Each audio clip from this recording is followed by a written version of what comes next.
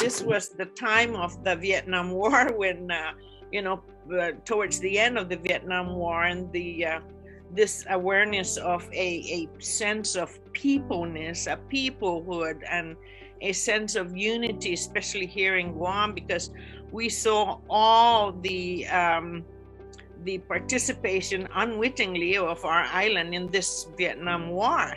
And so all this awareness happening, there had to be some answers to many questions that came out of the importance of our culture and our language. And of course, I believe that my generation is probably the last generation that could articulate in Chamorro, as well as are trying to pass it on to our children. So all these pressures of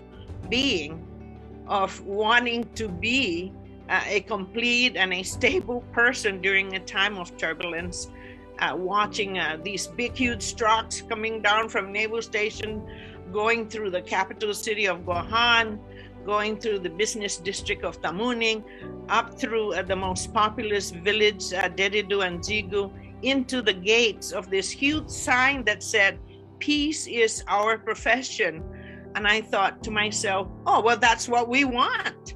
So let's go for it. But by and large, we find out that, the war had really posed the questions to us about, do we really want this? And what is happening to our people and our island and our homeland, as we refer to Guam, our homeland. But also I saw the deterioration of our own community, how we began to feel the negative parts of our community. Say, for example, I realized that colonialism is alive and well in Guam, and that we need to at the least help ourselves. We were all either teaching Chamorro, or we were in the program at the university.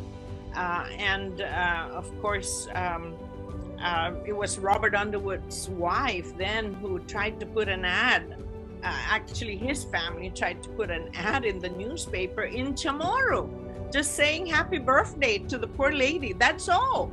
And the PDN would not allow it. So we just decided, well, the only way we're going to do this, and we didn't have social media at the time, is that we just need to go out into the community, and we need to tell people that this institution would not allow the language, the indigenous language. And then we were beginning to be more comfortable with the use of the word indigenous. And yes, we organized over 700. We went to the SPIMA centers, and we told our manumkus that this is the policy of a major institution that purports to accurately depict our worldview, and would not even acknowledge that there is an indigenous community on this island. But more importantly, we need to bring our people together. We need to get our guests educated that this is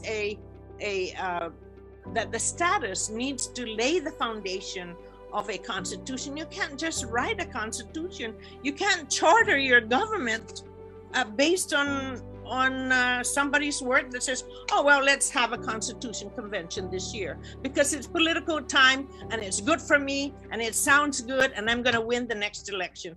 It is not that.